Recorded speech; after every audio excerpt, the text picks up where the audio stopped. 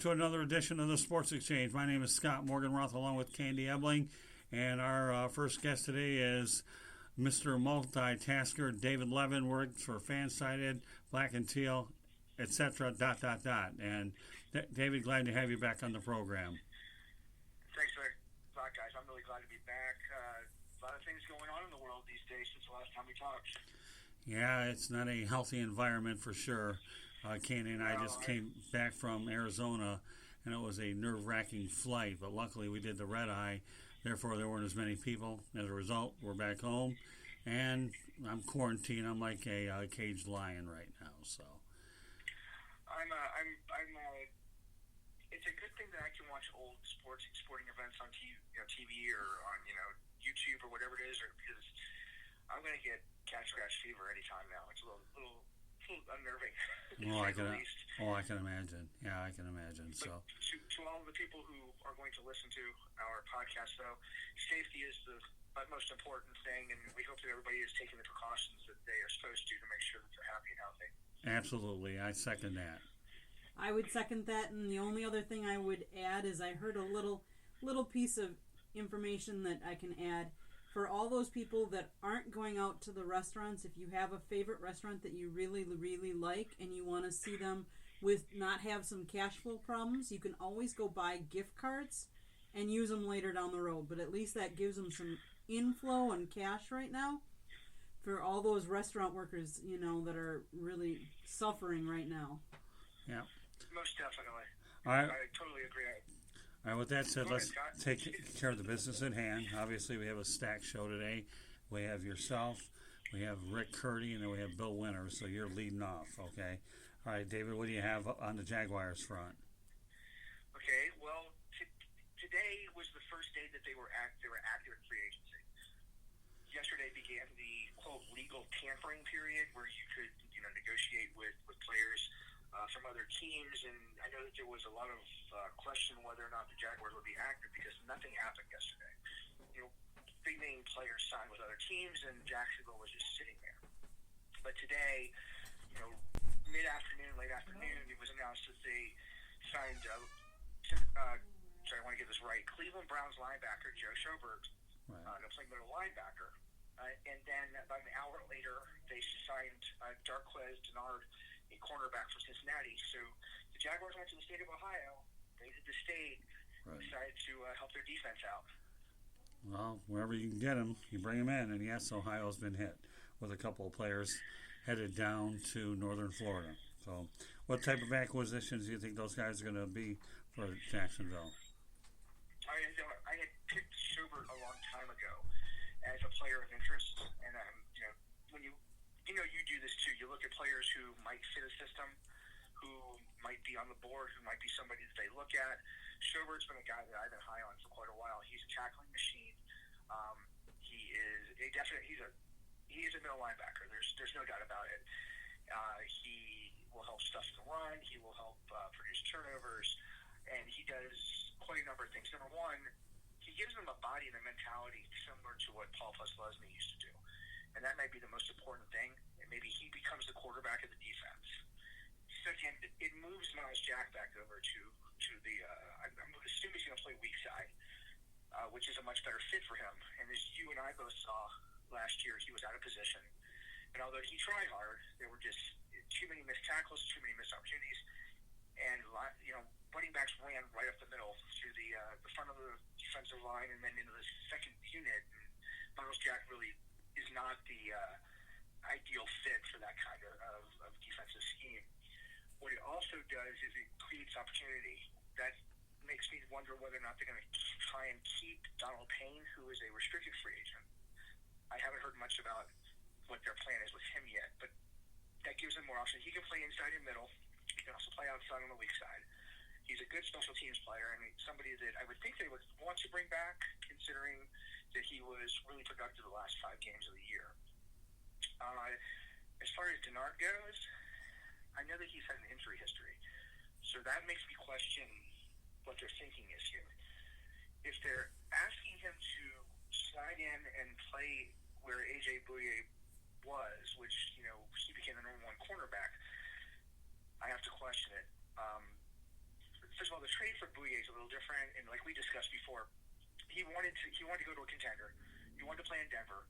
He wanted to be a veteran. They did right by him. But I'm not so sure that Denard is the same type of player that Bouye is, even though Bouye hasn't played up to his 2017, ability. So it's an interesting. It's a 3 years, $13 million contract. So it's not cost prohibitive, but it's also not breaking the bank either. So right. It's maybe what do you want to call it? A low risk, high reward. Yeah, I would say low risk, high reward, minimal risk. I think it could fall into either of those two categories for sure.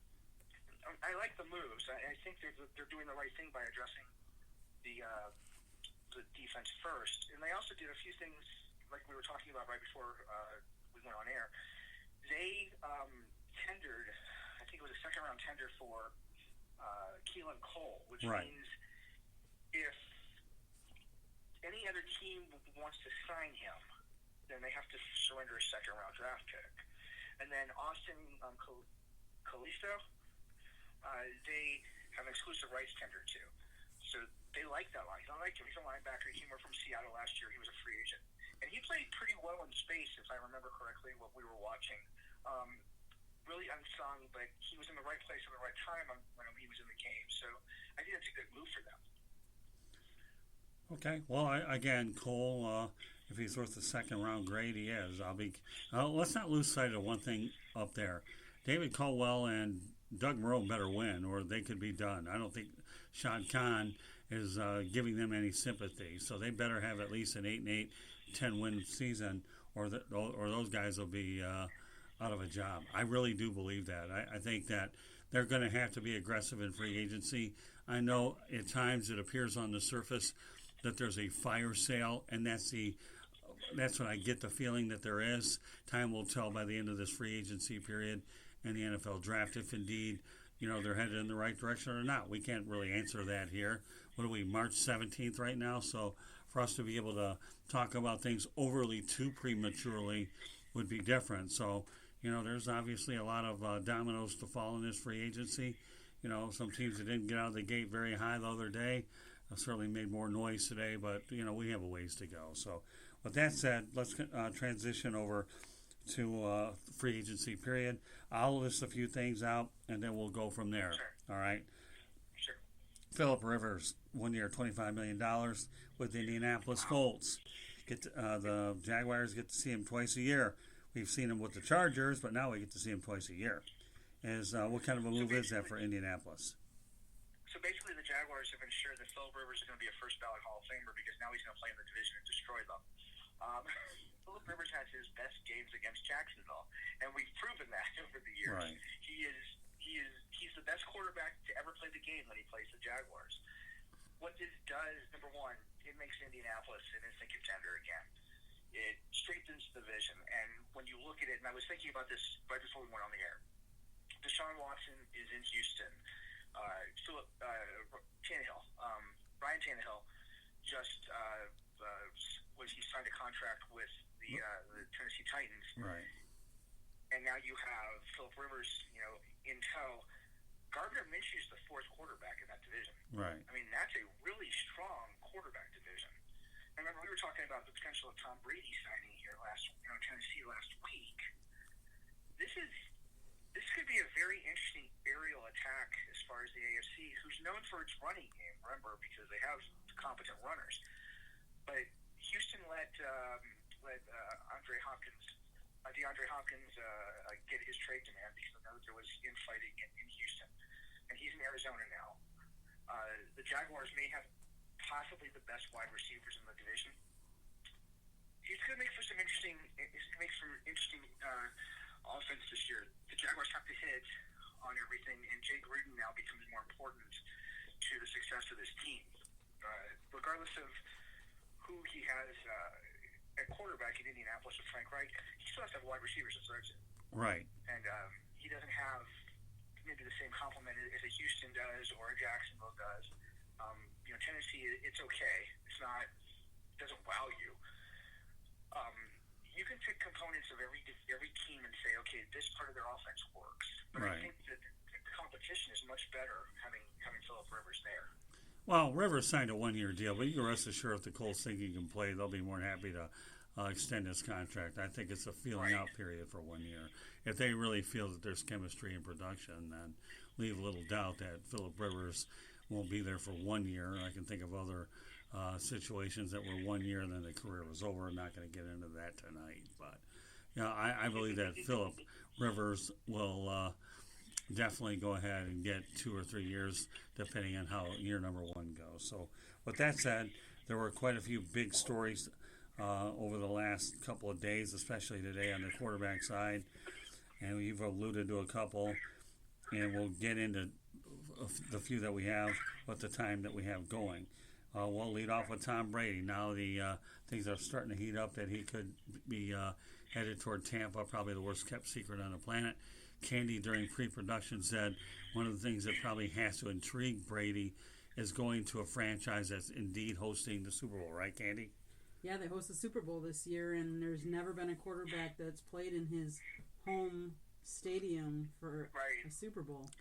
I think Cousins was close to it Yep. with the Vikings, but not close enough. But Tom Brady, if he wants to use this as another challenge, so to speak, and another way to exile out of New England, well, the opportunity is right there for him to do it. What are your thoughts about Tom Brady? First, leaving the Patriots, and second, with Tampa as a potential destination? First of all, I think it's going to be Tampa no matter what. I know that they talked a little bit about him playing, for the Chargers, but the idea of playing with Bruce. First of all, Bruce Arians is a mastermind as far as offense goes, and I really love him. I love to see Bruce Arians in Jacksonville, honestly. Right. But the idea of playing, with the wide receivers, the Evans and Goodwin, thank you, that Tampa Bay has, and Ronald Jones isn't that bad of a running back. I mean, he'll develop more as time goes on. O.J. Howard probably will catch more passes in an offense like this, and Tampa has a top 10 defense. It's ideal. Brady didn't look Brady-like last year, and we saw that. The last play of his season was a pick six. So there's some redemption I'm sure that he wants, and he isn't going to get it in New England. And I really think that relationship between Brady and Belichick just was too fractured to fix. And I also, at some point, you have to cut the cord. Right. So now we get to see if Tom really is terrific. And we get to see if Belichick really can win with another quarterback. Right. No, that's true. Oh, yeah. It's an interesting dynamic. So let me ask you this. I'm going to throw this back at you. Sure. Who replaces Tom Brady? I tell you what. I have a gut feeling it's Andy Dalton. Yeah. I do. I like it, but I also wouldn't mind, because I read it today. It's amazing what you read now that you have time, but you can't go outside. Right. What would you think about Nick Foles replacing Tom Brady? I've heard that too. But not as much. I've heard more about Nick Foles going to the Bears, knowing that you have Nagy there, who worked with him in Kansas City. And here's another dynamic. Chase Daniel signs with the Detroit Lions, so there's an opener spot there in Chicago for Foles. So I could see Foles going to New England, or I could see him go to Chicago, either or. But they're both intriguing. Here's a theory. Why are you laughing? I'm not, actually. Unless you're delusional and you think I'm laughing. Just I'm hearing something anyway. I thought I was hearing somebody laugh at it. Okay, anyway, no, sorry. That's all right. Maybe it's just the feed. Anyway, here's a Oh, theory. don't blame the feed on everybody laughing, but feed me some good stuff. Okay, I'm going to feed you some good stuff. You ready? Okay, go ahead. Okay. A deal like that doesn't get done yet, and it simmers for a little while. New England goes through free agency. They don't pick up a quarterback. And it simmers a little bit, and the Jaguars are sitting there still with Foles, and they still have to dump salary. However, the more that they're dumping players, the more cap space they have.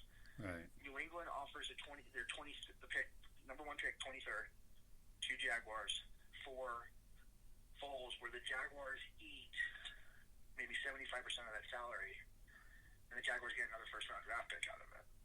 But they also unload Foles, which also creates another problem because the Jaguars don't have a backup quarterback. Right. You know, and I'm just throwing that out there. Well, some intrigue is all I'll say about that. You know, but I still think in my mind that it's Dalton that's headed New England. But I can see where you're going with it, and it does make a little bit of sense. Now, I do, as much as I hate to mention Stephen A. Smith, I will to the point where I hate mentioning him up, but I'm going to do it anyways. I don't like that. Well, that's all right. Deal with it. But yeah, Stephen A. Smith is on point when I think that the relationship between. Curious because he is coming off of his best season in terms of yards, only 6 touchdowns. So despite the fact meanwhile, that there was a disconnect getting back to my thought, I think that Stephen A. Smith was dead on when he says that he thinks that the relationship with Brady and Belichick is fractured. Oh yeah, most definitely. I agree. And sometimes squirrel finds a nut. He got it right. I don't like him just like you don't. So, but it's right. So what happens now? The AFC looks a lot better as far as their passing game, as far as wide receivers go. Everybody in the AFC South benefits from the fact that DeAndre Hopkins is not there anymore. That's true. And the best thing, honestly, and I hate saying this because I love watching it, is that Hopkins and Jalen Ramsey are now back in the same division, and that's gold. It doesn't matter. I got to give the credit who credit's due. I don't like Jalen Ramsey, and you know that. Right. But watching those two play against each other is one of the great matchups of the NFL today, and that's really a cool thing. Right. You know. Yeah, no, that's interesting. I'm glad you brought up Jalen Ramsey and DeAndre Hopkins in the same division. There'll be a little intrigue there for sure. Definitely. Yeah, especially with fantasy numbers, which I really don't care about. So we'll go into a few other. Well, we have a little bit of time. Okay, we try to keep it real here. Remember, I'm just fresh off FOP, fresh off the plane from Arizona, and then you keep a caged lion inside. Then you have an interesting deal. But now you have Teddy Bridgewater going over to Carolina. You know, I saw that. Yeah, what are your thoughts about that? Well, it certainly ends any idea of Cam Newton. I like Teddy. First of all, I really like Teddy Bridgewater. And we talked about this too. I was hoping the Jaguars were going to run to Teddy instead of making a run at Nick. There's tangibles about Teddy Bridgewater that you like. He's not as mobile as he was when he first came out of college. Right. But he's smart. He's intelligent. He throws a nice ball. He's a game manager. And when he has to air it out, he can. And I think he fits that system pretty well. I don't know enough about Matt Rule to say that it's a perfect fit, but I think it's a very positive move for them, especially since it's a new coach and a new beginning, and they're getting away from the Ron Rivera era that they're starting over with coaching and quarterback. Yeah, the intriguing part about this, though, is you got Joe Brady, who was a assistant coach for the Saints for 2 years. Yeah. Right, and he's the X factor in this move. He was a assistant coach for the Saints for a couple of years, was in Louisiana, so he monitored Teddy Bridgewater. So I think they felt comfortable to make the move, and I also don't feel that they felt comfortable with the man I'm about to mention, Cam Newton. So what are your thoughts about Cam Newton no longer being a part of the Panthers? I don't think anybody's happy with Cam Newton right now. I'm curious to see what happens. You know, he wins an MVP, he goes to Super Bowl, and then he starts sinking like quicksand. Since then, he has not been, he hasn't taken the next step, and I hate using that cliche. Right. But it's true. He hasn't ascended the way that they thought he would. He's moody. He gets injured. He doesn't throw the ball like he used to. He's a little bit older. I know that he was reckless when he was running when he was younger, so maybe that has something to do with it. I'm not a huge fan. I appreciate the fact that he's a big kid who is a really good athlete. And he's another one of those cases where he is an athlete playing quarterback. I'm not sure that it's a quarterback who's an athlete. I don't know where he winds up. Well, I'll tell you where I think he winds up. What about the Washington Redskins? Ron Rivera knows a bit about I was going him. to say that. I thought that maybe he finds his way back, especially if Washington doesn't pick Tua at 2. Then he's competing with Haskins in D.C. Great minds think alike, Scott. Remember that. Oh, yeah. But I had thought about that. It's a carousel that I like to watch. I don't want to be on. You get the feeling that this is going to be the most dynamic change in the quarterback hierarchy in the NFL that we have seen maybe in our lifetimes, where there is just so much turnover. By the way, we didn't mention this. Tom Brady in Tampa Bay means that Tom Brady and Drew Brees are playing each other twice a year. Yeah, that's true. Drew Brees just signed another contract. Right. For me, that's money, and I could watch, even if they're 50, I could watch both of them play football because I appreciate what they've been through and what they have done for the league. Well, they're competitive quarterbacks. They got Super Bowls in their pocket. And they thrown for a lot of yards, and they won a lot of games. And offense is what brings people to the games. Oh, That's yeah. the bottom line. You know that. So, Right. I'm curious to see that and see what happens with that. All right, two other names I want to throw out there for you. Jason Witten going to the Raiders. I guess it's safe to say. That's something I just picked up on. So that was weird to me. But go ahead. I'll bring back the Monday Night Crew of John Gruden and then Jason Witten. We'll talk a little bit of football, and it's safe to say Jason Witten wanted no part of Mike McCarthy. No, I got that too. I was a little shocked when Witten said he was coming back. I mean, first of all, I didn't think he was great in the booth to begin with. But, he had an opportunity, wanted to go back and play. He got to do that. He fits what Gruden's trying to do, and it makes sense. He's got good young tight ends. And then he brings in Witten, who I guess is going to become their third option and will become a mentor. Right. Maybe after he plays, he joins the staff. I don't know, what that move is, but it caught me off guard. But now that I'm thinking about it, it makes sense for what Gruden does. Well, first of all, he's not going back in the Monday Night Football booth because he was horrible. No. And number two, I think coaching would be an ideal situation. And if he can do it with Gruden out in Vegas, more power to him. So, yeah, I think so. I'm not so surprised. I was a little bit initially, but not after a while. Hey, listen, he's getting paid $4.75 million to play in a state where there's no state income tax. I don't think in Nevada that there is. And, and you know what? Whether it's Mariota or Derek Carr throwing them the footballs, there's going to be a lot of people that first year in Vegas. So there's certainly, and speaking of the Raiders, we'll talk about Marcus Mariota. We both saw him when he was at the Titans, but now he migrated his way to Vegas. Now let me give you a footnote on that. Mike Mayock, the general manager of the Raiders, had him rated higher than Jameis Winston, so he gets the guy that he thought highly enough to bring him back, and I think he'll definitely push Derek Carr, so you have an interesting quarterback dynamic there. I like it, and I'll tell you, and I'm glad you brought that up because I remember watching and I don't usually watch the combine, but I'm a Florida State guy, so I was watching Winston because I really wanted to see which was the better Heisman candidate. It's also amazing that they both have fallen the way they've fallen in only 4 years. But, Mayock just gushed over how great he thought Mariota was. He was just, it was almost like he was his son that he was proud of. So it really does make a lot of sense. And Gruden loves quarterbacks. We know this. So he's another project. Right. He falls right into that category.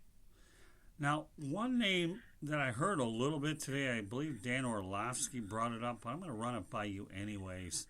And I've never felt more sorry for a quarterback than Josh Rosen.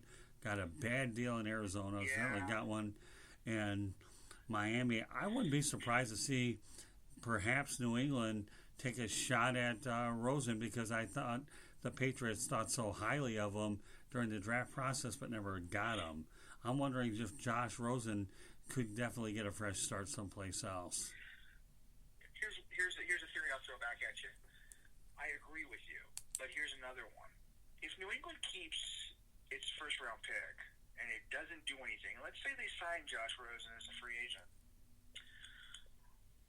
For some reason, I keep thinking that Jake Fromm is going to be their pick at 23. I've read about this recently. They were highly impressed with him at the combine.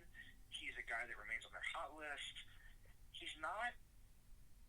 I don't personally think he's a first-round draft pick. However, in a Belichick system, with the way that they operate, with the wide receivers he uses and the running game that and remember, nobody's a huge star except Edelman in that offense.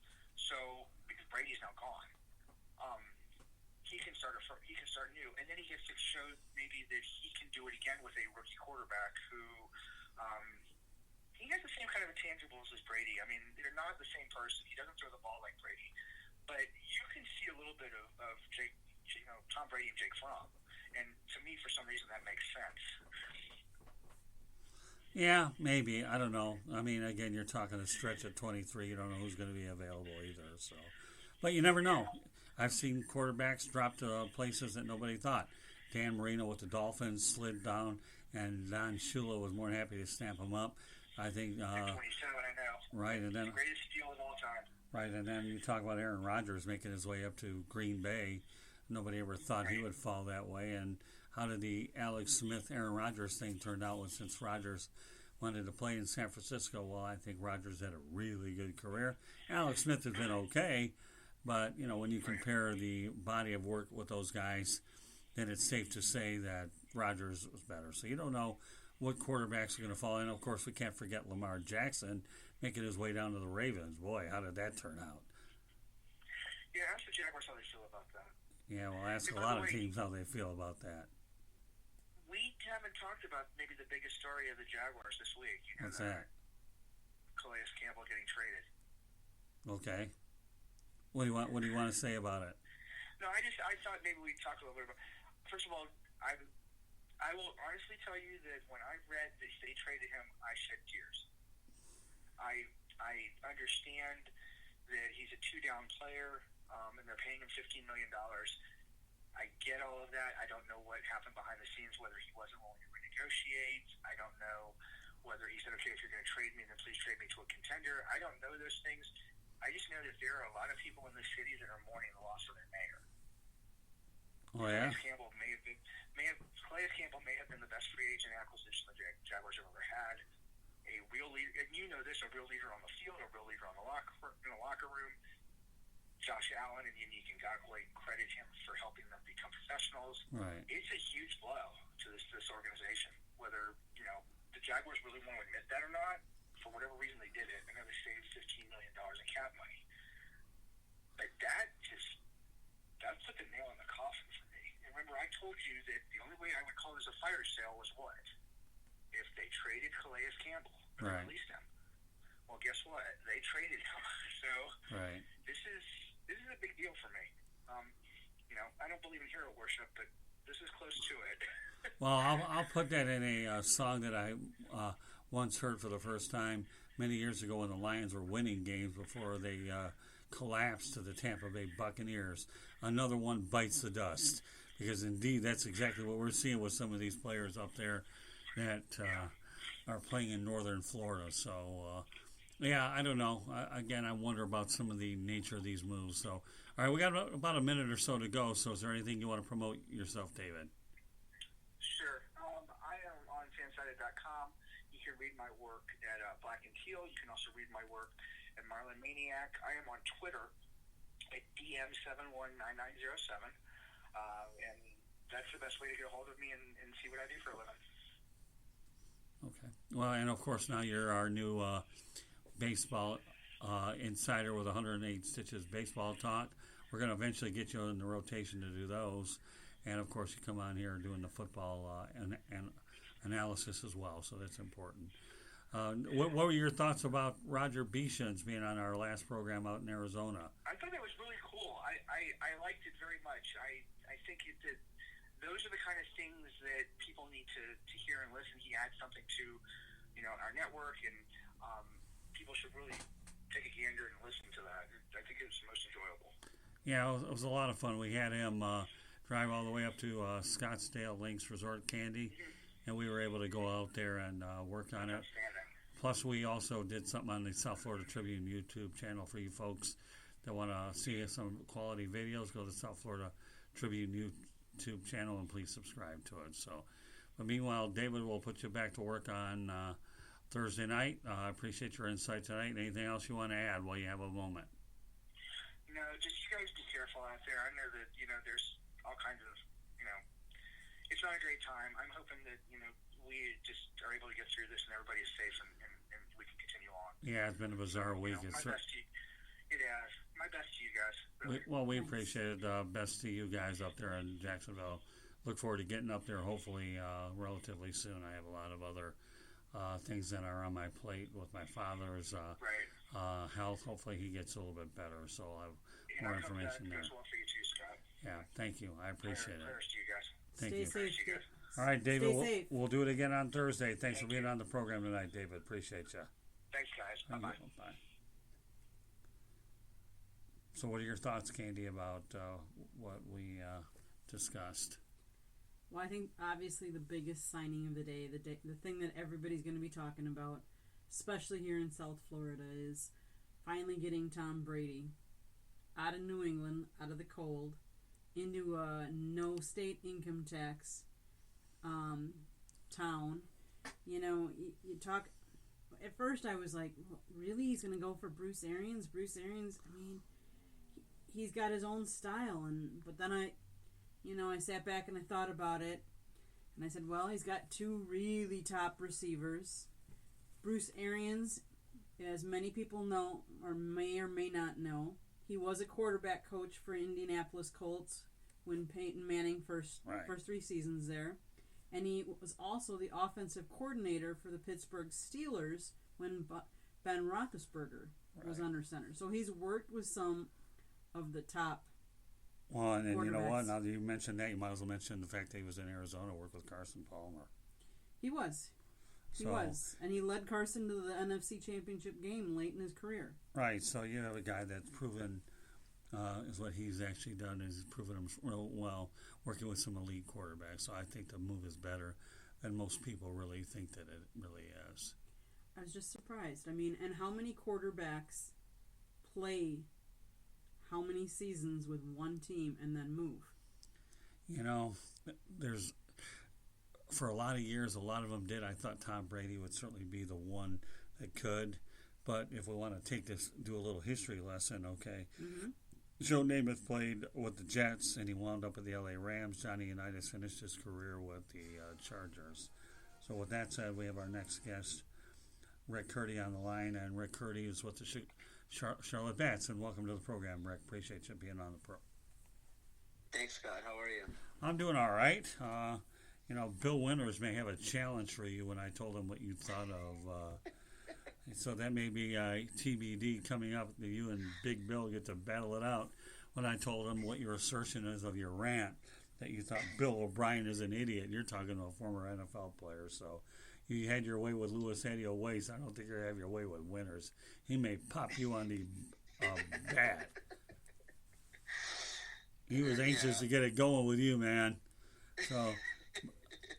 But meanwhile, why don't you get it off your chest before you have to battle the Big Bill?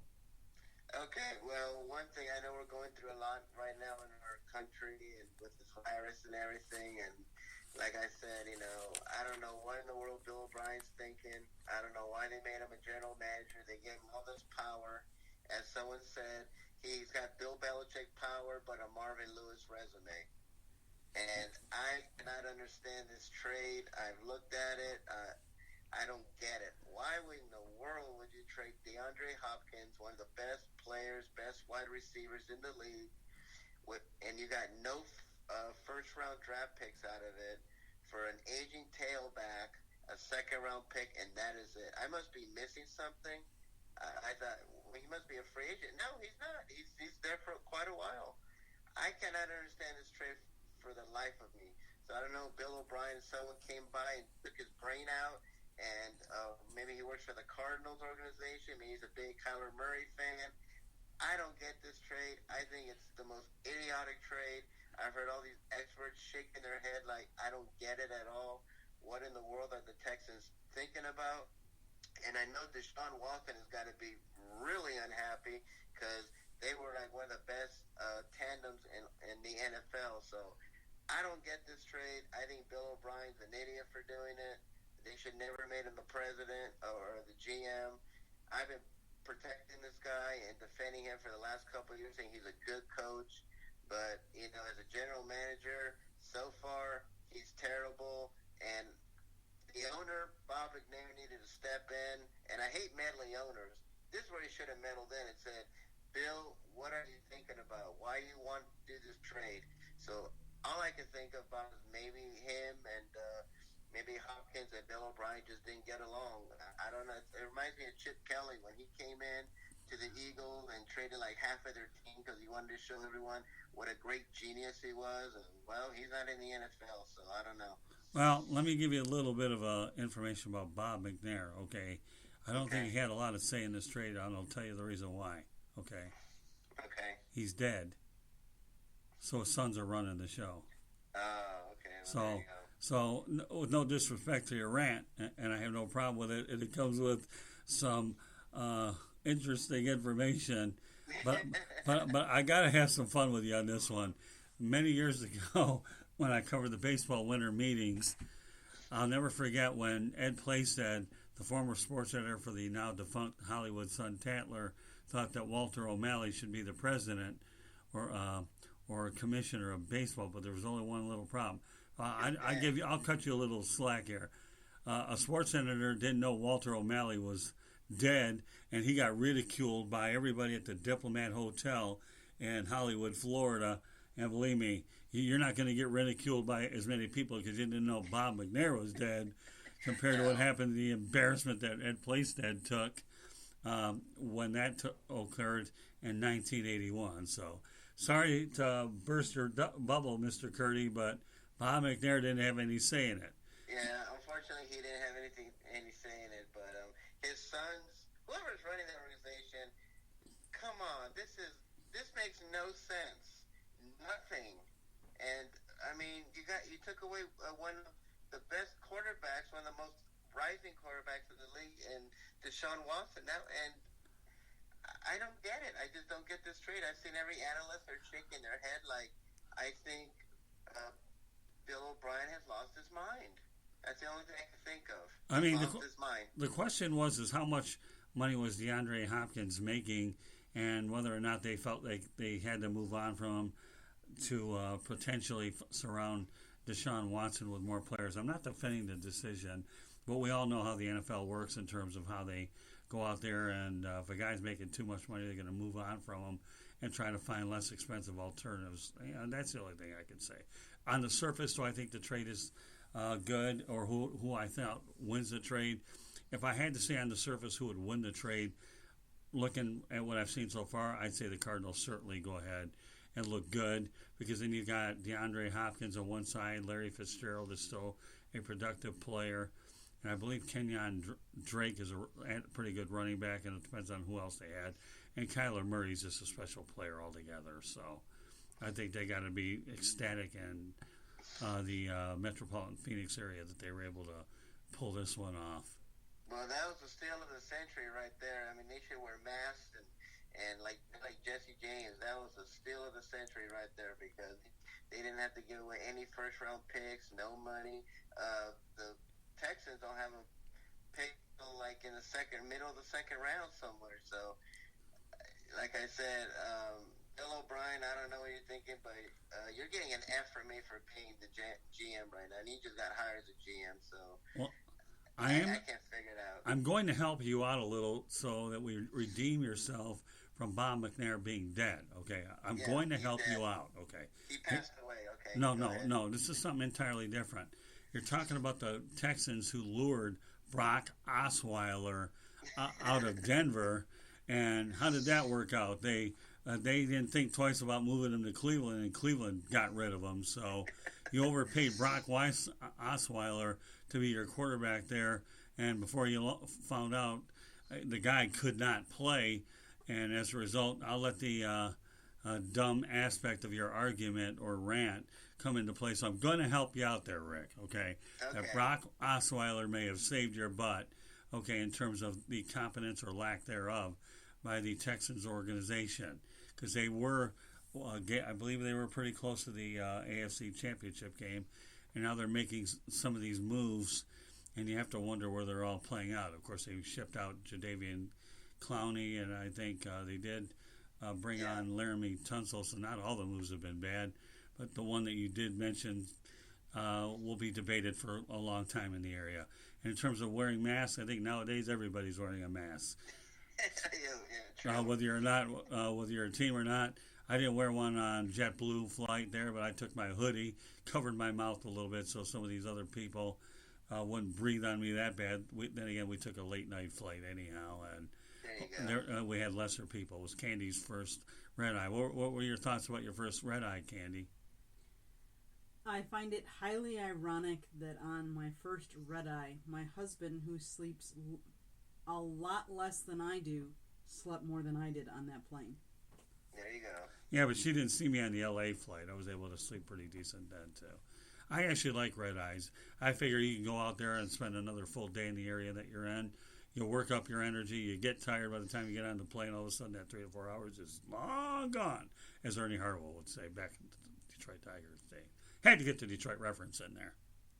There you go.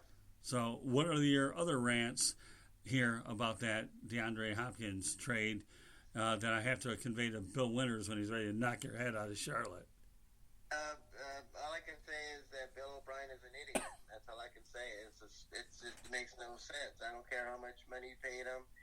I mean, my goodness. I mean, the only thing I can think of is that he and DeAndre Hopkins just didn't get along, or he tried to be like Chip Kelly 2.0 and wants to show everyone what a terrific head coach and a terrific GM I am, and I can get rid of all these great players, and they'll still be great. So that's the only thing I could think of. So Bill O'Brien, I don't know if he's drunk on power right now. I mean, like I said, someone from ESPN said he's got Bill Belichick power, but with Marvin Lewis resume. And I think that's the best way to describe it. And I defend him as a head coach, but as a GM, I can't defend this. I don't get it. And analysts are shaking their head like he's lost his mind. And, for David Johnson, really? You already signed 2 tailbacks that year already, and a second-round pick, and that's all you get. You should have gotten at least 2 first-round picks or some cash or something. But I must be delirious if I'm going to keep defending you, and I don't know what's wrong with me tonight. But, a lot of the Belichick coaches don't go on and do very well, although I won't say that about Mike Vrabel, who's doing a pretty good job over with the Tennessee Titans. But a lot of his, coaching tree, Matt Patricia's been absolutely awful in Detroit. Yeah, stupid. Never should have rid of Jim Caldwell. Right. And then Josh McDaniels struggled in his one tenure there, and I think the list goes on and on with Belichick pupils. He was I can forget Charlie Weiss. Oh, yeah. Good businessmen, just bad coaches when they had their own gigs. So, and the Belichick way doesn't work very many ways outside of Foxborough. Although I will think that Mike Vrabel can be really good. I like what they're doing there. John Robinson is the guy in charge over with Tennessee. And of course, Bob Quinn has been an absolute disaster in Detroit. So, yet him and Patricia are on the hot seat in the biggest way. So they don't have a lot of things. Anything else you want to add to this rant? Well, I've heard reports that Tom Brady might go to the Buccaneers. So that's the latest thing that's going on. That it might be signing tomorrow or something like that, like $30 million a year. So that's just a rumor I've heard that Tom Brady will be going to the Tampa Bay Buccaneers. So you'll be welcoming Tom Brady to Florida. All right. Well, you got about 2 minutes to go. What are your thoughts about a potential Tom Brady to Tampa Bay Buccaneers? What are your thoughts about that possibly happening? Well, I mean, everyone canceled out. The Raiders got Mariota. Panthers, not that he was going there, got Teddy Bridgewater. All the pieces are fine. Tannehill resigned with the Titans. So I never saw him going to the Chargers. Everyone kept saying he was going to go to the Chargers. No, I didn't either. Yeah, and I think they're going to get that quarterback from Oregon, in the round. So I think they'll get him.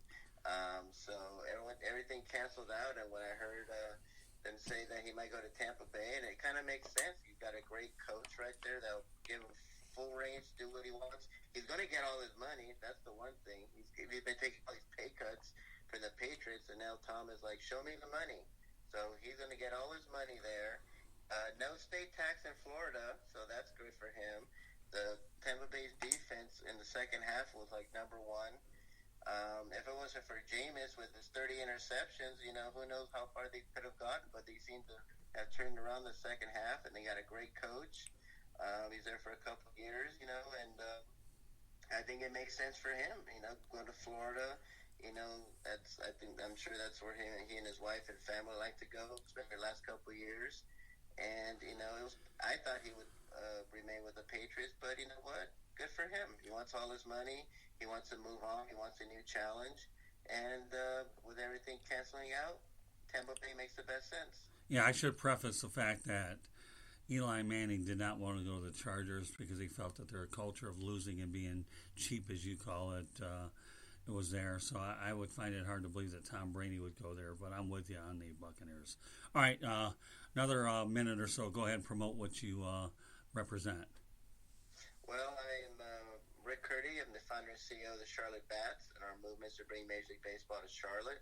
If you have any questions, you can email me at charlottebatsbaseball@gmail.com. It's CLTBatsBaseball@gmail.com.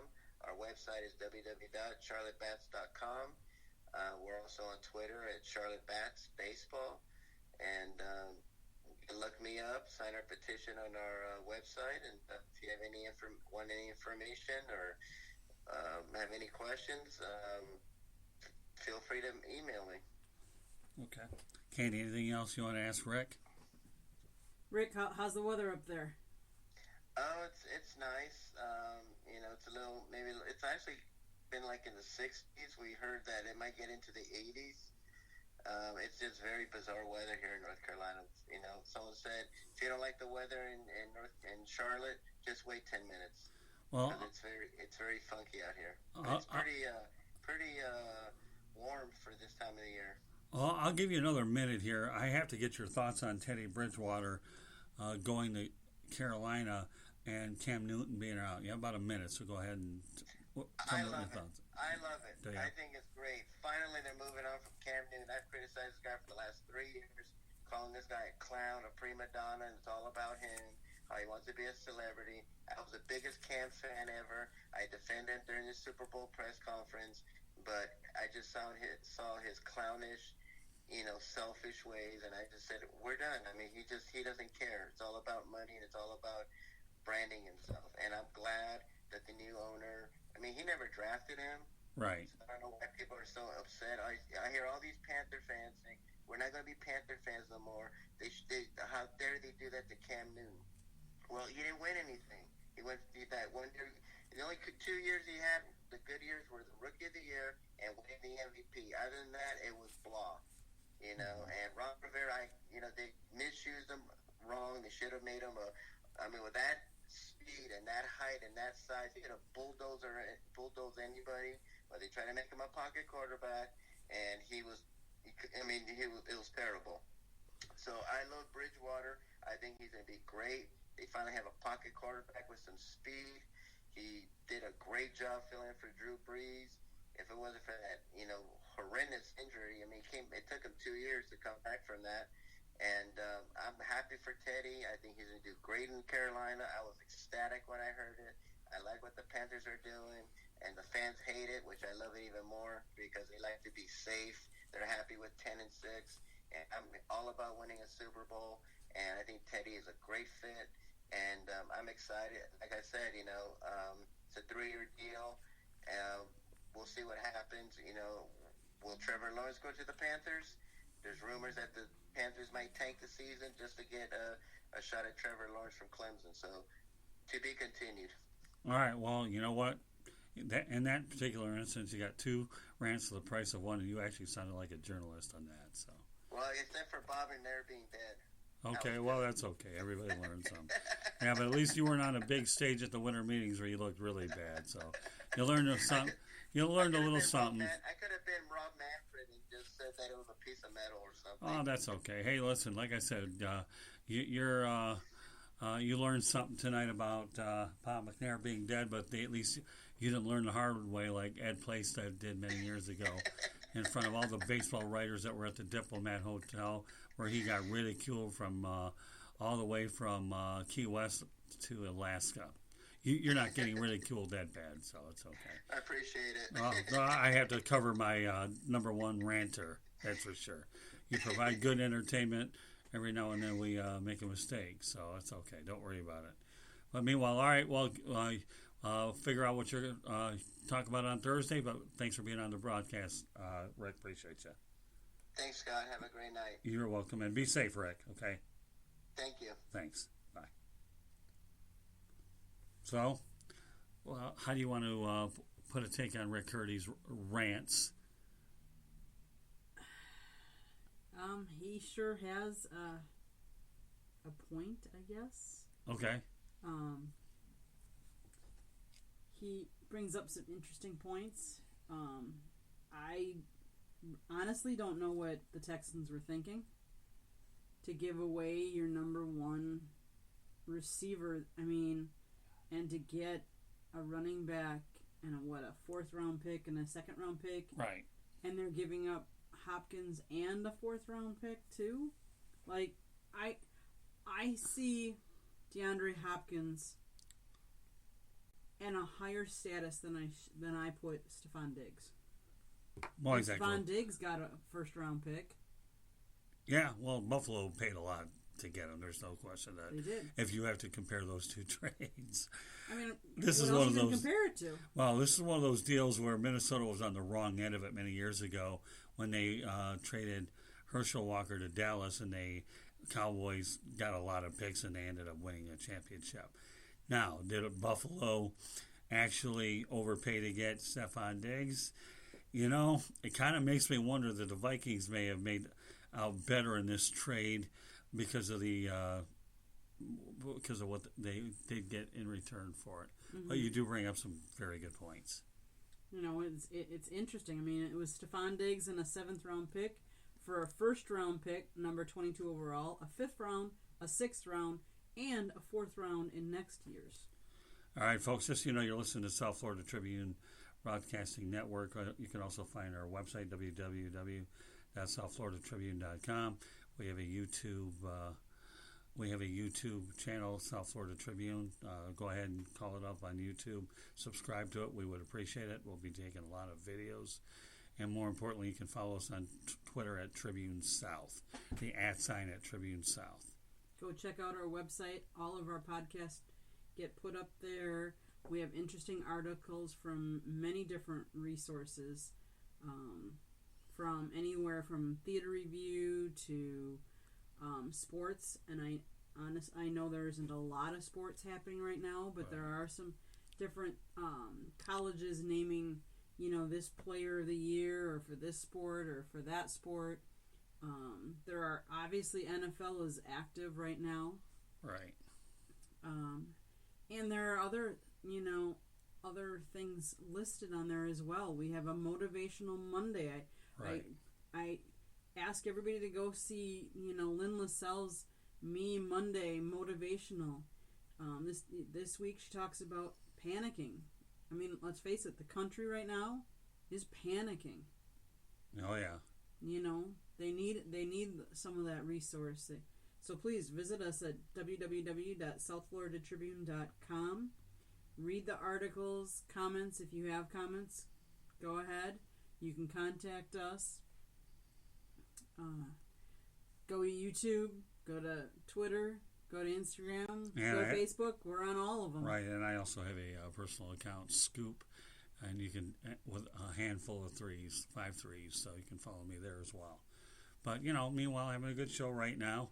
Obviously, we were out a week out in Arizona. We were able to get some things done. So, but meanwhile, we welcome our next guest, former New York Giants offensive lineman Bill Winters. And Bill, welcome back to the Sports Exchange.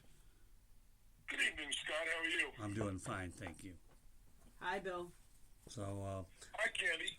by the way, I told Rick Curdy before you came on that you're ready to go out there and do battle with this guy, and he's anxious to take the beating you're about to lay on him. So we'll have to figure out a show that we can arrange that. It will be very good entertainment. Mark my word. We'll have fun. Oh yeah, Jousting. a professional ranter and a professional football player. Oh, I can't wait to see that exchange. All right. Oh, I'm telling you, I cannot wait. I love it. Where are you, Don King? I need you to promote it. And if that don't work, Bob Arum would work too. All right, but meanwhile, Bill, I guess your focal point tonight is we're going to talk about the quarterback carousel, and believe me, there are a lot of quarterbacks that are about to change places. So we'll lead off in the necessary order that we discussed earlier. Teddy Bridgewater, what are your thoughts about him going to Carolina? He's going to Carolina. We kind of knew that a while back. You know, I love these young coaches that come in. You know, Matt Rule hasn't proven anything to me. You know, he had P.J. Walker, the kid that's ripping up, the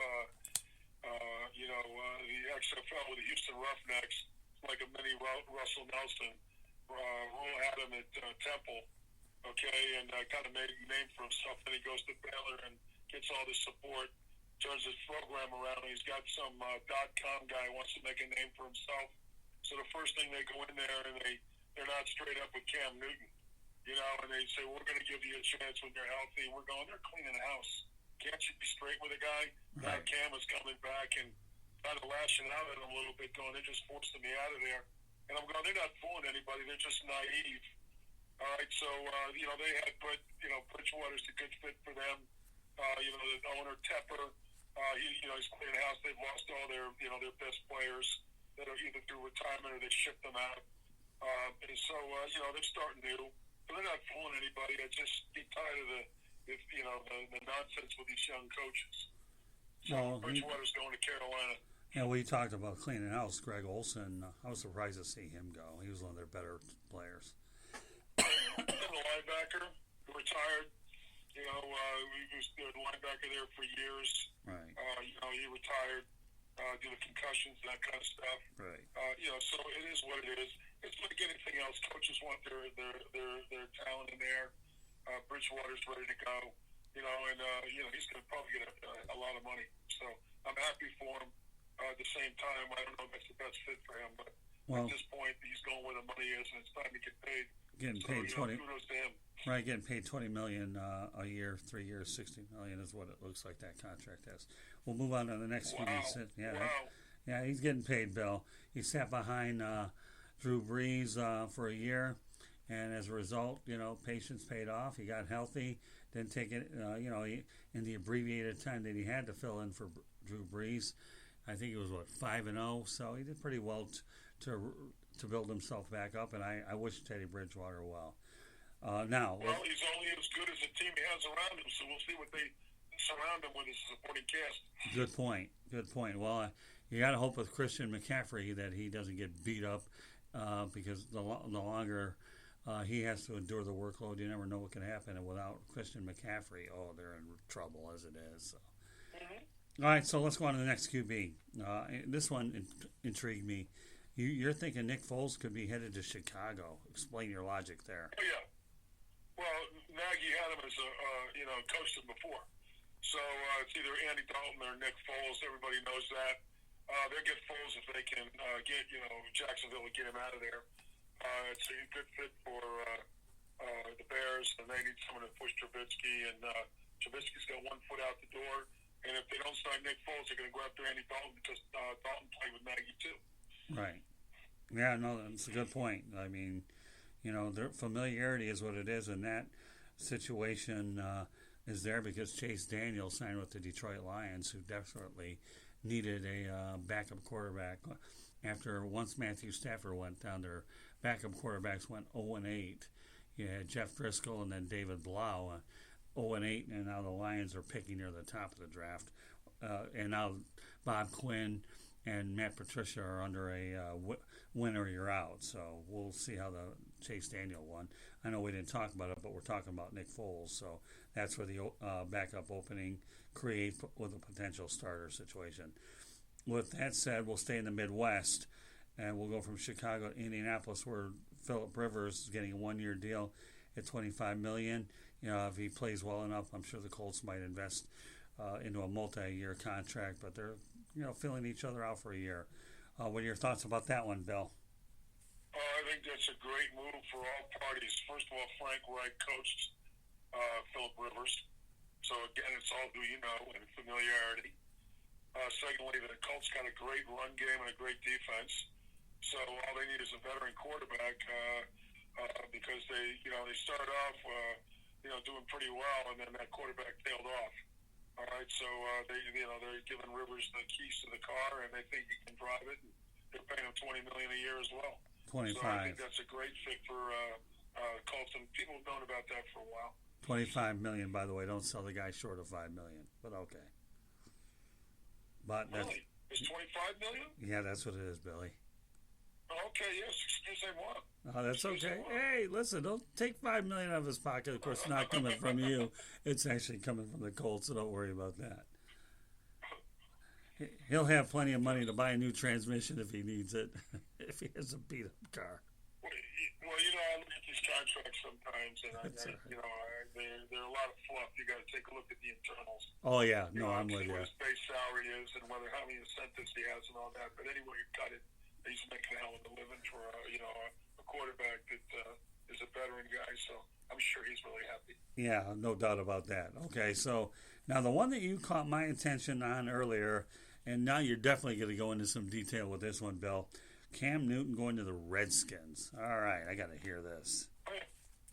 Well, I just think that there's only a couple of places that Cam can land, and when Ron Rivera has been with him forever, and so they're joined at the hip. And right now you got a young quarterback that needs to be developed. Right. Couldn't think of a better guy to come in and have Haskins to develop under Cam. I think Cam has something to prove. He's possessed. I'm sure he'll be healthy. And I was listening to the interview with him today, and he doesn't like the way he was treated by the guys that came in from Carolina. He thinks he was forced out, and paybacks are a bitch. And I would love to see him go down the road and team up with Ron Rivera, and then just go out there and then play Cam Newton football. And I think the Redskins would welcome him because of the rivalry and also the fact that they need a draw, and because they're not drawing very well with the Redskins. And I would love to see that because I love veteran quarterbacks that come back and rub it in the face from the team that gave up on them. And I think that's where he's going to wind up. I think Ron Rivera is going to bring him in, and my gut instinct tells me that, and I've survived with my gut instinct, so I'm going with that. Well, don't forget the fact that too many other places to get wind up. I think the Redskins are the best fit. Yeah, I think so too. Let me help you validate that argument that Dan Snyder is not afraid to take a chance on certain people that most organizations wouldn't. If you want me to back that argument up a little bit, Albert Hainsworth once upon a time played for the Washington Redskins, and you're right, they definitely have to put some rear ends in the stand. So what you're making makes a tremendous amount of sense. And if I were a bet man, I would definitely say that Newton goes to the Redskins, and Ron Rivera's looking at this saying, this one intrigues me a little bit. So let's go over to Las Vegas. I don't know how busy the casinos are, but Marcus Mariota definitely got paid, and and I should preface the fact that Mike Mayock thought he was a better pick over Jameis Winston. So if Mike Mayock feels that way, then there's no surprise that Mariota does land with the Raiders. What are your thoughts about that movement? Well, first of all, this is a game of musical chairs. Right. Okay, so, the chairs are running out because people are sitting in the chairs. I'm lukewarm about this. Marcus Mariota, I think Gruden likes to collect quarterbacks. Oh, yeah. I think, I think that, Carr's entrenched in there, and they need a guy to push Carr a little bit.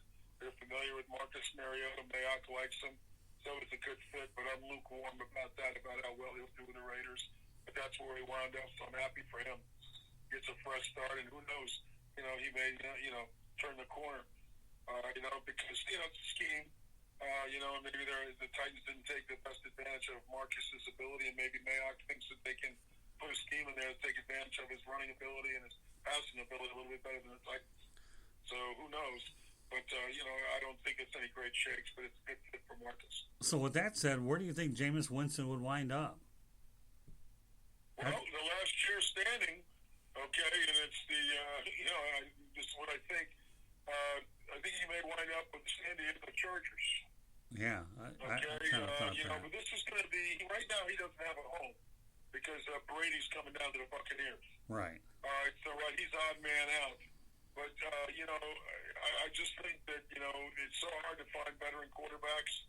And right now, Jameis is the odd man out. But that would be a bad fit for him. You go out to the West Coast and get a new start and just sit on the bench and wait until you get an opportunity to play. And right now, I don't even know if they have a quarterback there. So he might up being the starter. So it just might be a war of attrition where, he gets an opportunity just because he's the last man standing and the Chargers don't have a quarterback. Yeah, but even if they go out and, what were you going to say? For some reason, I agree with you on that one, too. Jameis Winston with the Los Angeles Chargers in a new stadium, but that's okay. You old-time professional football players, like a lot of us, will always have a hard time adapting to the Chargers in L.A. I guess we have to have it. And it seems, back in the old days, we used to laugh. I mean, Eli Manning didn't want to go there. Oh, yeah. A lot of, they just kind of banish you to San Diego, and you kind of try and blow away. But it's a whole new shtick out there now with the stadium and all that. Yeah. They get put fannies in the seats. I'm sure the Chargers are disappointed that Brady didn't, pick them. Wow. Right, so, now you got to go to plan B, and you got a decent quarterback in there, but they got to rein him in because he's very undisciplined. Yeah. Okay, but maybe they can find a quarterback coach to work with him and get him going, and maybe a change of scenery will do him well. Well, Brady didn't. It's amazing sometimes how that makes an effect. Don't think that Brady didn't go there because he knew that Eli Manning couldn't win there, and they're notorious for being cheap. I mean, so their reputation is what it is. Melvin Gordon's a fine running back, and I have a feeling he's going to end up leaving too. So the Chargers, to me, remind me of the San Diego Padres. Sometimes you'll pay decent money, but then all of a sudden, a lot of those return on investments aren't very good either. So, depending on the nature of the gamble. But I agree with you, Bill. I think Jameis Winston's only spot would be with the Chargers. And if he throws a lot of yards, you just need to have a offensive coordinator to straighten him out. I don't think that, I think Bruce Arians wanted a year to work with him, but he knew in the back of his mind with the way that he was so undisciplined that it was time to move on. But you have to take the eye test, and Bruce Arians did do that with the Winston and the Buccaneers. And his eye test being what it is, knowing that he worked with, Carson Palmer, he worked with the Arizona Cardinals. He went ahead and worked with Peyton Manning in Indianapolis. And he worked with Ben Roethlisberger in Pittsburgh. I think that makes it a very unique combination for sure. So, all right, That's a great point, Scott. That's a great point. Why don't we talk about a couple more quarterbacks, and then we're going to go on to DeAndre Hopkins last, okay? We'll talk about them. What are your thoughts about Tannehill staying with the Titans? Well, I think that, when they didn't get Brady, so, they went to plan, A1, which is going back to a guy who really played lights out for him and got him to the championship game. And, they're taking a little bit of a risk because they only got 1 year's body of work there. Right. But I think that was a great move by Vrabel. And, hopefully Tannehill will play just like he played last year. Right. And, and I think that's a great fit. And I think they didn't have another choice after, Brady kind of let him know that he wasn't going to win.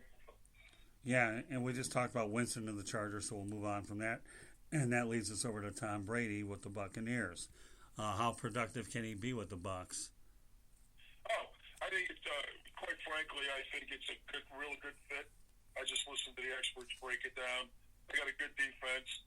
Offensive line's question where they can upgrade it, but Brady knows how to, to shift the offensive line to pick up coverage, fronts and those kinds of things. But they got big Mike Evans out there, which is a really big target. Kind of reminds me of Randy Moss, whatever. So, one of the things that one of the guys brought up, which I thought was really interesting, the Bucs didn't get blown out by much last year. They were in a lot of games. All right, so if you just stop with all the turnovers at the quarterback position, they could easily win 11 games. Oh, no question about it. All right, so I mean that I think that had a lot to do with him going down there. I think geography had a lot to do with it, warm weather. All right, the fact that he can fly up to New York, which is a three-hour ride up to New York, Right. To take care of business when it comes to building the brand. Right. But also that there's a pretty good infrastructure there, defensively and a little tweaking on offense. But they have the receivers there, so I think Tom kind of sat back and went, hey, look, I think it's down between Los Angeles and Tampa. The better fit for me is Tampa. Plus, he knows those guys, Arians, and those guys. So I mean, when you look at it all up on a balance sheet, pretty much that was the decision that Tom had, and I'm really happy for him. Well, I think it's going to be a great fit. I should make a couple of other points. Jason Licht was the general manager with the Patriots when he selected him in '99, and that's number one. And don't you tell me in a million years that the intrigue of taking the Bucs to the Super Bowl in their own home stadium probably created a nice internal challenge that he'd be the first one to do it. Kirk Cousins came close, but the thought that Brady could go ahead and play for the Buccaneers and lead them to a Super Bowl at Raymond James Stadium, that has to enter it. And, of course, the fact that there's no state income tax doesn't hurt either. So just a few things. Aren't they, go ahead. Scott, not to interrupt you, but aren't they going to pay him like $30 million? I haven't heard the figures yet, but I wouldn't be surprised if that's exactly what that. I'm hearing that, Well, $30 million and no... $30 million. Huh? Seriously, $30 million and no state income tax? Yeah. That's not a bad... money talks. Oh, yeah. Plus, he stays on the East Coast, Eastern Time Zone, and it's warm. Yeah. Let's face it, he's not going to be playing in the snow and the cold of Foxborough. He's going to be down here in warm, sunny Tampa Bay. Yeah, and if he goes to the West... It's a place to play professional football if you're a professional football player. Trust me on this one. Well, I know you played there. The Buccaneers have never really been that good. Then they were good for a while, and they just went right back to doing what they're doing. Right. So here we go again. And, Candy's right, too. It's a 3-hour flight up to New York, and he's got family up there. Right. Plus, you're going to build a brand, in the media center and ESPN and all that stuff. It's a natural fit for, when I was with the Giants, we used to fly down to Florida on our days off. And I'm sure that's what Tom will be doing as well on his days off. If he has to go up to build his brand and go up to New York. Well, the geography was a lot better than being on the West Coast. Well, the thought if he were to go to the Chargers, it wouldn't really be a nice, comforting thought that you have Patrick Mahomes in the same division as you. And then, of course, I don't know what they've got in Denver and the Raiders yet, but, that conference is stacked with quarterbacks, but that he'd have to get through to get, whereas the East, I think it's definitely doable for him to play in the NFC versus the AFC. And now one other quarterback thing before we go on to the non-quarterback thing, okay? Andy Dalton to New England. When I brought it up to you, you thought about it, and then, you know what? It didn't sound too bad to you, did it, Bill? I think that's a great fit. He did really well with the Bengals when Gruden had him, and they kind of fell off the radar. But Belichick's a good coach, and Dalton might plug in and do really well there. And, the game of musical chairs is almost like putting a puzzle together. Yeah. All the pieces seem to fit, Personally, I don't see Jameis Winston going to New England.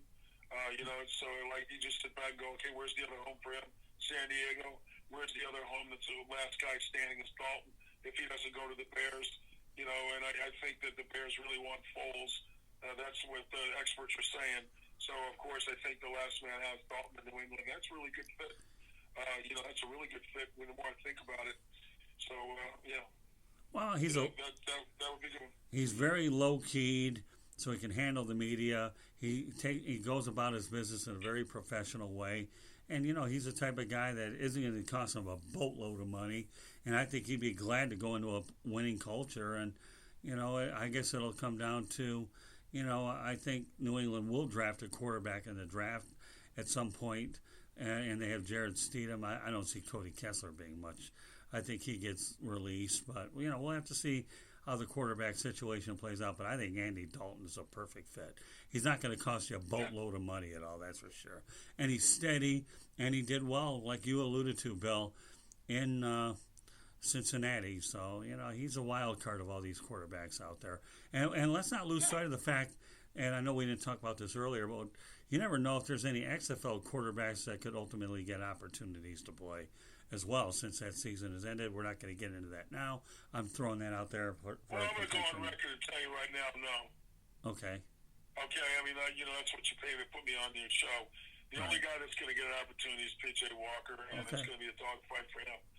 But he might have played his way into a roster as a third-string quarterback or second-string quarterback because he played really well. But forget about the rest of those guys. It ain't happening. Well, after 5 games, you're right. The body of work isn't substantial enough to convince me that these guys are getting an opportunity. Yeah, right, exactly. So, and there's a lot of good quarterbacks in the draft, and there'll be a lot of big-name quarterbacks throughout this process that are going to land new places. So I'm with you all the way. All right, finally, the last non-quarterback that you wanted to talk about was DeAndre Hopkins going to Arizona. What are your thoughts about that, Bill? Well, I live here in Houston, and I love watching DeAndre Hopkins play. But, he's 27 years old. He's in the twilight of his career, and he's a businessman. It's time to get paid. And he's making some really good money, $12.5 million a year. But he's going to get $20 million. He wants $20 million. He wants to be in the top 3 receivers, and the statistics bear that out. And when you're a general manager and you're also the head coach, he's taking a lot of heat for getting rid of probably the Texans' best player. Okay, but you can't put all your eggs in one basket when it comes to salaries. All right, so basically, it's good for Hopkins to go to Arizona and work with a good quarterback there, and with Larry Fitzgerald, they're going to open up the offense. So that's a good fit. But they got a really good running back that can catch the ball out of the backfield and take off, for Hyde. And I think they're going to play a little bit smaller game, and then try to go out and get run a run game and shorter passes with our quarterback, and probably go out and get a burner in the draft. And if Fuller can stay healthy, it might be a wash as far as them being able to make up the cap of DeAndre Hopkins leaving to go to Arizona. Yeah, so, I mean, as a general manager, it's economics. In this case, they just can't afford to pay him, and they don't want to pay him. The same thing with Clowney. I think that's where the league is going, to be honest with you. Yeah, I think so. Yeah, we got a couple more minutes to go in the broadcast, so I will mention this while I have an opportunity. Then you can promote what you're going to do. All right, Bill? First of all, I think that, the only thing that bothers me about Houston trading him to Arizona is they didn't get a first-round pick. To me, I think he's definitely worthy of a first-round pick. So I think that Houston came up a little short on that end. I think it's a great acquisition for the Cardinals because now you've got Larry Fitzgerald who's still playing at a decent level, and of course Kyler Murray. I can't say enough about this kid. He's only going to make more and more progress with the more weapons. So I think the Cardinals fans have a lot to look forward to out there. I really do. I mean, what happens with the Texans, that's the only thing that I'm a little bit troubled by, is they could not at least get a first-round pick, more compensation than they did. You don't know whether Johnson's on the downside of his career, so I'm sure this trade will be scrutinized from a lot of different ways for sure, Bill. But you bring up some interesting points. Yeah. For sure, but I will say this to you, Scott. Yeah. I think some organizations are making a shift financially. I think, there's a lot of, from what I understand, the NFL draft is pretty deep in wide receivers. Okay. All right, so you might be able to get a really good receiver in the second round, right, and not have to pay through the nose, right, like you do for a number 1 pick. Mm-hmm. Okay, remember they got to get Tunsil signed, and they've got to keep that quarterback. All right, yeah, so DeAndre was the odd man out, but the bottom line is it's good for both teams. But giving up a first-round pick not getting a first-round pick for somebody like that, I think they can get away with it in this draft with the second-round pick, and I think that's why they pulled the trigger on it. Well, they probably already have somebody in mind. Well, I'm sure, like you said, if this draft is indeed what you say it is, deep in wide receivers, then they could all make us look bad when it's all said and done. But we'll find that out in about 6 weeks for sure. So, all right, Bill. With that said, okay, the floor is yours to promote whatever you want to promote, and then we'll preview tomorrow's show. We're going to talk about on our program about the new CBA. So, folks, I hope you listen to this one. Being a former player, if anybody knows the ins and outs of the CBA, Bill Winters indeed does. With that said, Bill, the floor is yours, okay, to promote yourself. Well, I'd like you guys to sign up and subscribe to my YouTube channel. The best thing to do is just go to YouTube, type in my name, Bill Winters, and put the word football afterwards. A purple circle will come up with me wearing a Nike hat. Hit subscribe. It's right at the top. All right. Then you can also find me on Facebook. The easiest thing to do is facebook.com/bwinters55, and it'll come right up. All right, and then of course you go to my Wikipedia page, type in Bill Winters football.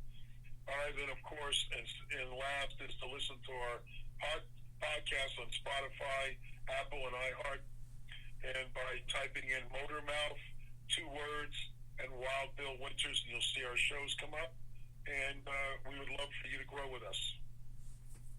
Couldn't have said it better myself, so I'm going to leave the endings to you from now on. Great job, Bill, as always. So, all right. Well, meanwhile, it's been a very good show tonight here on the Sports Exchange. Thanks goes out to David Levin, Rick Curdy, and Bill Winters. Bill and I will be back at this again tomorrow night, and Bill will be on Thursday. We have a lot of football news to talk about.